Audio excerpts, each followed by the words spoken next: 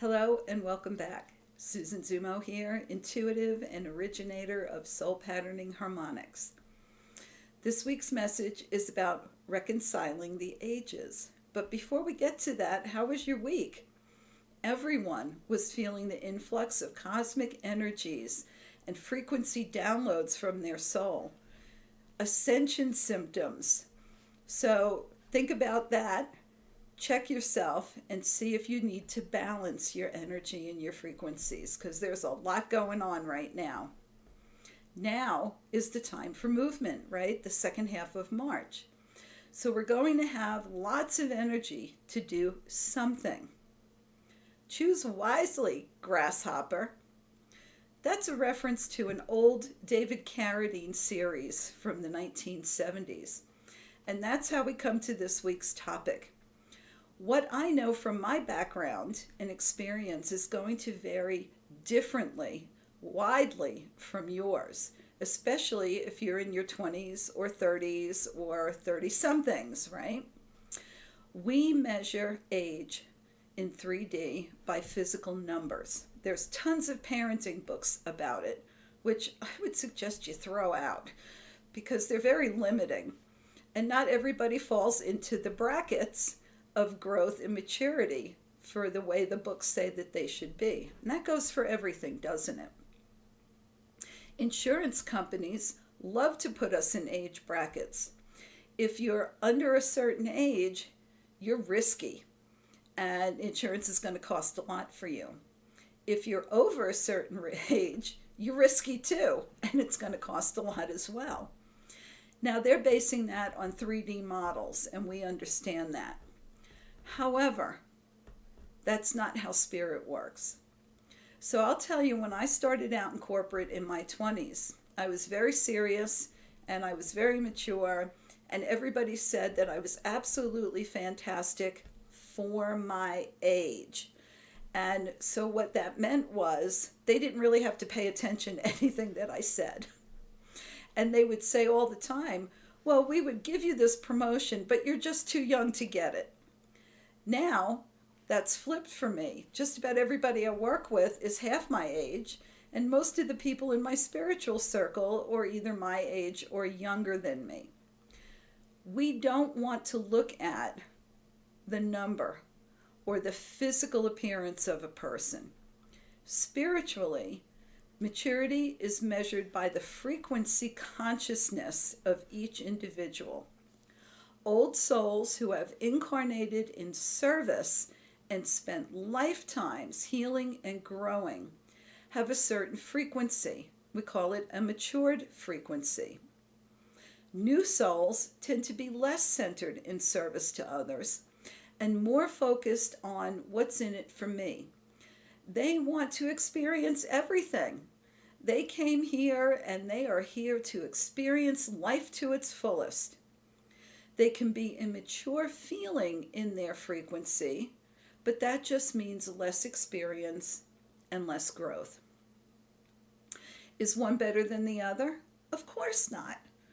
Is wine aged 50 years not good to drink compared to wine aged 100 years? Of course not. They're both going to taste great. And if you're a wine connoisseur and know all about that stuff, don't write me. It's just an example. Everyone is wondrous in the creation from one spirit. Source Creator created all souls, and we are all absolutely phenomenal. So we're not talking about ages as a way of saying that one is better than the other. We know that physical age is no indication of a soul's growth, although many souls can grow over the experience of a physical lifetime. The Galactics said, physical age is no indicator of a soul's growth, although many souls grow over the expanse of a physical lifetime. We ask you to move away from the limiting expectations of certain age groups. Ignore what the physical eyes see and view yourself and others through your spirit's eyes. They've said that to me before, spirit eyes. The eyes of your higher self identify if you are interacting with a newer or an older soul. New souls give us the opportunity to assist one another in spiritual growth. Each encounter with a new soul can be approached with a unique perspective. Rather than judge the fact that they are younger than you, old soul, know that they are in your life to teach you just as you are there to teach them. Where are they in their progress?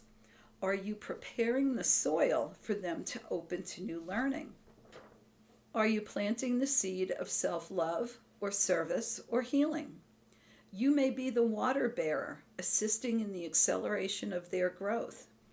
If you are meeting at the right time, you may be the one that sees them bloom into a mature soul, ready for the next phase of their development. New souls are here to experience all that there is to experience and to understand what follows from them. Old souls are on the planet as stabilizers. There is a settled energy in their vibration, and if you, young soul, are fortunate to be in the company of an old soul, listen, learn. They can spark a transformation within you with the benefit of their wisdom. Many years ago, I was doing my oldest daughter's hair. She was about 9 or 10 at the time. And I was talking to a family member, and the question was asked, that is asked of every intuitive, what do you think? What do you think I should do? And I said, I think, and proceeded to answer. Well, my young daughter looked up at me and she said, Mom, don't think, no. And I can tell you, the whole room got quiet. We all kind of sat there stunned for a minute. And I said to her, honey, you're right. And I took that advice, and I've kept that with me through all these years. So old souls in young bodies can teach us a lot. As your perceptions of the timelines converge and collapse, so will the ages converge. So that what becomes important or of value is not how old or young the physical is, or what age bracket you find yourself in, but the frequency of one's being, of their personality, the spirit, and the soul combined into one beautiful symphony of sound. To distinguish old soul from new is not a point of judgment of character, potential, or ability, but a knowing of the best method of sharing experience and how each can support the spiritual growth of one another. Remember, both old souls and new souls carry the frequencies of light and love, and we can learn so much from one another as we support this ascension process together. We, your unseen assistants in this experience, would never task a new soul with a tremendous responsibility. The disparate frequency of consciousness would result in harm for all involved. However, we may provide opportunity to stretch the consciousness to a higher frequency and obtain greater soul growth. Old souls are also given the same opportunities and tasks, especially for those who seek out and thrive on expansion. Know that your soul, whether young or old, will never allow you to be harmed through spiritual expansion. This is the fail-safe and can only be countermanded through your free will choices. So as we move forward into the second half of March and on into April, and you start to take action, be aware of who you are in your soul growth and the age of those you choose to involve in your experiences. Choose wisely, Grasshopper. Well, that's it for this week. I hope you all have a phenomenal week, and I will see you next time. Until then, many blessings.